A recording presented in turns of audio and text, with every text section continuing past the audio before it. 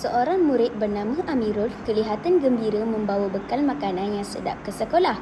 Manakala rakan sekelasnya, Faizi, hanya duduk termenung kerana tidak membawa makanan. Sedapnya bawa makanan yang awak bawa, Amirul. Tidak sedap. Mama saya belikan makanan yang mahal dan sedap untuk saya. Wah, beruntungnya awak, Amirul. Mama saya tak mampu nak sediakan untuk saya. Dia sedang sakit ternak sekarang. Oh, kesiannya dekat awak.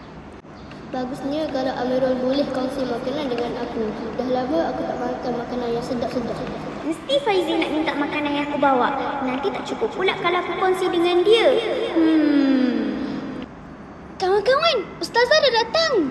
Assalamualaikum, Ustazah Siti.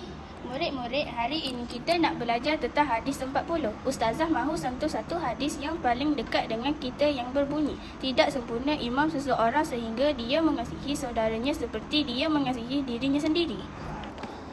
Ustazah, apa contoh mengasihi saudara kita seperti mengasihi diri sendiri? Contoh mengasihi saudara kita ialah berkongsi makanan dengan kawan kita, tolong kawan yang dalam kesusahan, tidak buli kawan tetapi layan mereka dengan baik.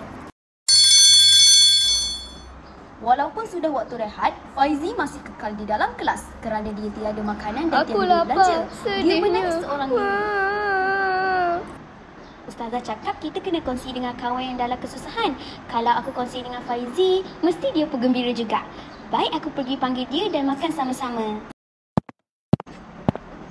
Faizi, kenapa sedih ni? Jomlah pergi makan dengan saya kat kantin. Kita kongsi makanan sama-sama ya? Amirul, saya sedih sebab saya lapar. Betul ke nak ajak saya makan dengan awak ni? Betul lah Faizi, jangan sedih-sedih lagi. Jom kita makan sama-sama.